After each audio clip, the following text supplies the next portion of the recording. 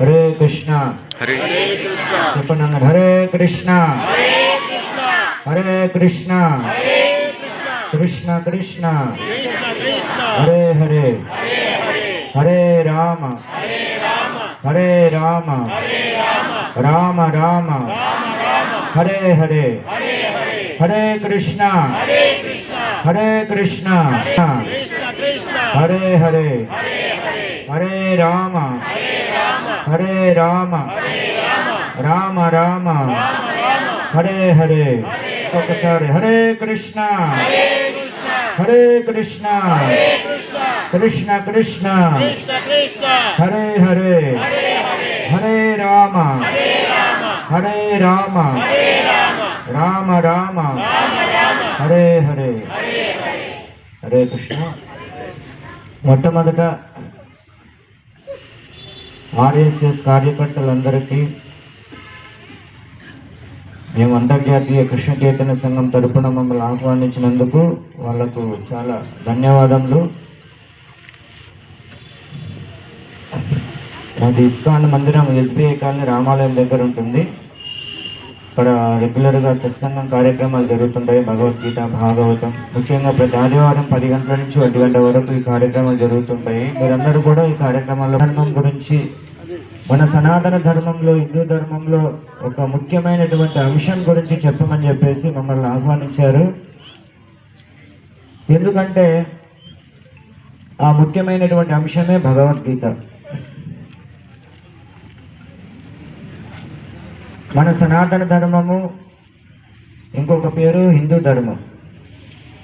సాధారణంగా మన సనాతన ధర్మాన్ని హిందూ ధర్మంగా మనం పిలుచుకుంటున్నాము. కానీ వాస్తవంగా మనమందరం కూడా సనాతన ధర్మం. సనాతనం అంటే ఏమిటి?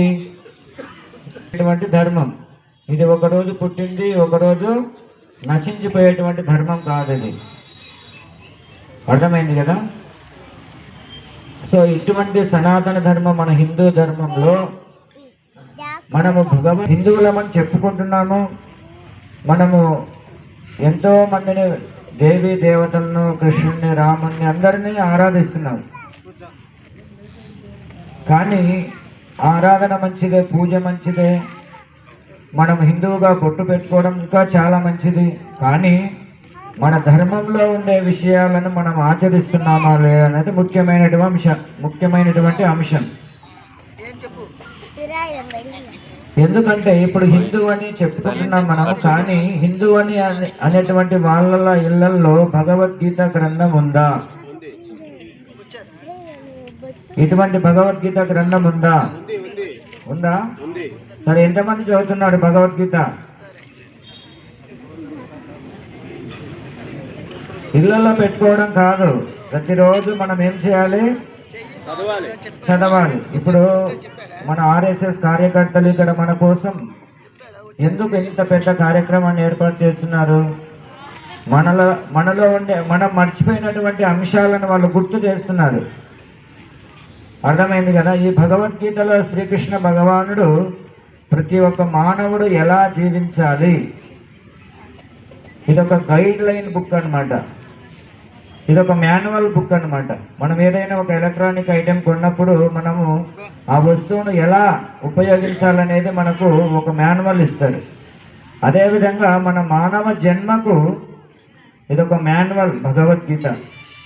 ఈ భగవద్గీతలో ఈ యొక్క మానవ యంత్రాన్ని ఎలా మనము వాడాలి, మనం ఎలా కర్మ చేయాలి, ఎటువంటి కర్మలు, ఎటువంటి పనులు చేస్తే మనము ఈ కర్మ బంధనాలు, పాపాల్లో నుండి చిక్కుకోకుండా మనము ఈ సంసార చక్రంలో నుండి బయటపడతాము. మనమే భగవద్గీత చదవము, మన పిల్లలకు ఏం నేర్పిస్తాం మన ధర్మం గురించి? మన ఇంట్లో భగవద్గీత ఉంటుంది, పూజ పడుతూ ఉంటుంది. మన పిల్లలు అడుగుతారు వచ్చి, నాన్న బొట్టు ఎందుకు పెట్టుకోవాలా అని. ఏం చెప్తారు మీరు? మనకే తెలియదు బొట్టు ఎందుకు పెట్టుకుంటున్నాం, ఏదో మన అమ్మా నాన్నలు పెట్టుకుంటున్నారు కాబట్టి మనం పెట్టుకుంటున్నాం అని చెప్తాం. భగవద్గీతలో, భాగవతంలో, మన సనాతన ధర్మంలో మన బొట్టు ఎందుకు పెట్టుకోవాలి? బొట్టు లేనటువంటి నుదుటు శ్మశానంతో సమానం. భగవద్గీత ఇంట్లో లేనటువంటి వాళ్ళు ఏదైతే హిందువులని చెప్పుకుంటున్నారో అది ఏంటి, అది ఇల్లు అన్నారనమాట. పొలాలలో ఎలుకలు రంధ్రాలు చేస్తుంటాయి కదా, ఆ రంధ్రాలు చేసినటువంటి వాటిల్లో పాములు వచ్చి చేరుకుంటాయి అన్నమాట. వాటితో కొలిచారు మన ఇళ్లను. భగవద్గీత భాగవతం ఇంట్లో లేకపోతే మన సనాతన ధర్మాన్ని, హిందూ ధర్మాన్ని మనం పాటించకపోతే దాంతో పోల్చారనమాట. కాబట్టి వేరే మతస్థుల గురించి మనం ఆలోచన చేస్తూ ఉంటాం, కానీ మన ధర్మంలో మనం పాటిస్తున్నామా, ఏం చేస్తున్నాం అనేది చాలా ఇంపార్టెంట్. వేరే ధర్మంలో వాళ్ళ పిల్లలకు చిన్నప్పటి నుండి అన్నీ నేర్పిస్తారు. మన ధర్మంలో మన పిల్లలకు భగవద్గీత నేర్పించండి, మీ పిల్లలకు నేర్పించండి, మీరు చదవండి అంటే ఇప్పుడు కాదండి, 70 సంవత్సరాలు 80 సంవత్సరాల తర్వాత భగవద్గీత చదవాలంటారు. అప్పుడు నేర్చుకోవాల్సిన భగవద్గీత స్కూల్కి ఏ సంవత్సరంలో వెళ్తారండి? 5 సంవత్సరాల నుంచే కదా. ఇప్పుడు 5 సంవత్సరాల నుంచి కదా, 3 సంవత్సరాల నుంచి పంపిస్తున్నారు. మరి భగవద్గీత 90 సంవత్సరాల తర్వాత నేర్చుకోవాలనా? కాదు. కాబట్టి మన ధర్మము కాపాడుకోవడం మన చేతిలోనే ఉంది. మనం ఏ విధంగా మన పిల్లల్ని మనం పెంచుతామో అదేవిధంగా మన పిల్లలు కూడా తయారవుతారనమాట.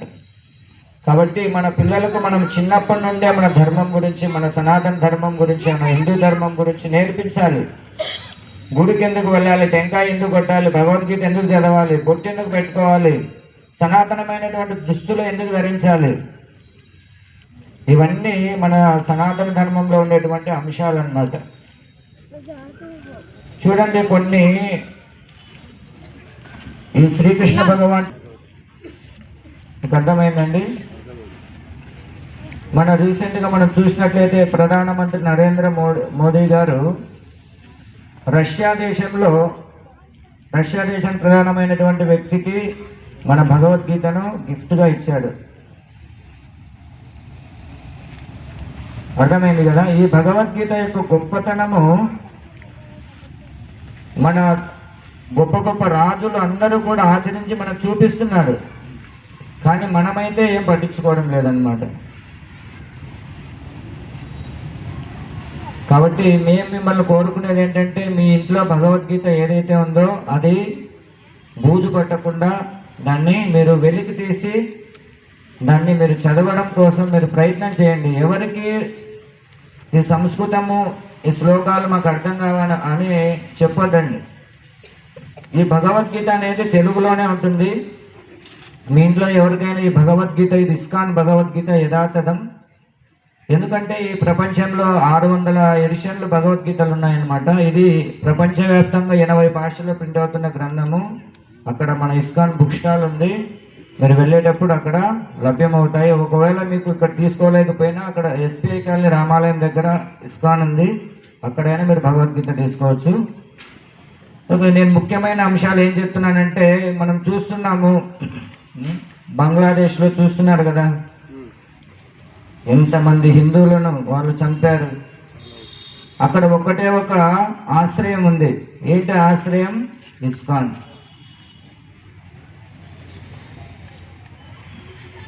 ఇస్కాన్ ఒక్కటే అన్ని సేవలు చేస్తున్నప్పటికీ, కానీ ఇస్కాన్ వాళ్ళే టార్గెట్ వాళ్ళకు. సో ఆ విధంగా హిందువులను ఎంతో హింసించారు. అయినప్పటికీ కూడా మా ఇస్కాన్ ఇంకా సేవలు అందిస్తూనే ఉందన్నమాట.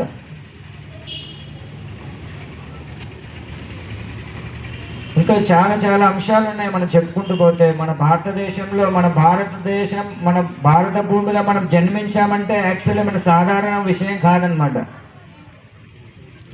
అర్థమైందా? ఈ భారత భూమి తేహోయిలో మనుష్య జన్మ పొందడం భారతదేశంలో చాలా గొప్పదన్నమాట. ఎందుకంటే మన రక్తంలోనే రాముడు, కృష్ణుడు ఉన్నారన్నమాట. భగవంతుని యొక్క భక్తి ఉన్న వాళ్ళు మాత్రమే భారతదేశంలో జన్మిస్తారు. చూడండి, మనం జన్మించినటువంటి స్థలాలలో భగవంతుడు లీల చేసినటువంటి స్థలాలు ఎన్నో ఉన్నాయి. ఇక్కడ దగ్గరగా మనం చూసినట్లయితే అహోబిల క్షేత్రం ఉంది, శ్రీశైలం ఉంది, వెంకటాచలం తిరుపతి బాలాజీ ఉన్నారు. ఎక్కడున్నాం మనం? భగవంతుడు తిరిగినటువంటి ప్రదేశంలోనే మనం జన్మ తీసుకున్నాం. కానీ మనం ఏం చేస్తున్నామంటే మన తాత ముత్తాతలు అందరూ ఆరాధించినటువంటి భగవంతుడిని, రాముణ్ణి, కృష్ణుణ్ణి ఇవన్నీ వదిలేసి వేరే దారిలోకి వెళ్ళిపోతున్నాం. కారణం ఏమంటే మనం ఏదైతే ఆచరిస్తున్నామో దాని పట్ల మనకు జ్ఞానం లేకపోవడం వలన, మనం ఏదైతే ఆచరిస్తున్నామో దాని పట్ల మనకు అవగాహన లేకపోవడం వలన మనం దారి మలుతున్నాం. కాబట్టి ముఖ్యమైన అంశం ఏంటంటే మనం ఏం చేయాలి? మన ధర్మాన్ని మనం చక్కగా ఆచరిస్తే మనల్ని చూసి వేరే వాళ్ళు నేర్చుకుంటారు. మనమే ఆచరించకపోతే మన పిల్లలకి ఏం తెలుస్తుంది?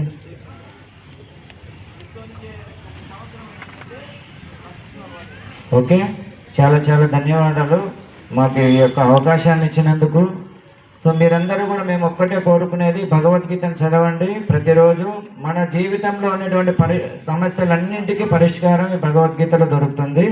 హరే కృష్ణ. చాలా చాలా ధన్యవాదములు.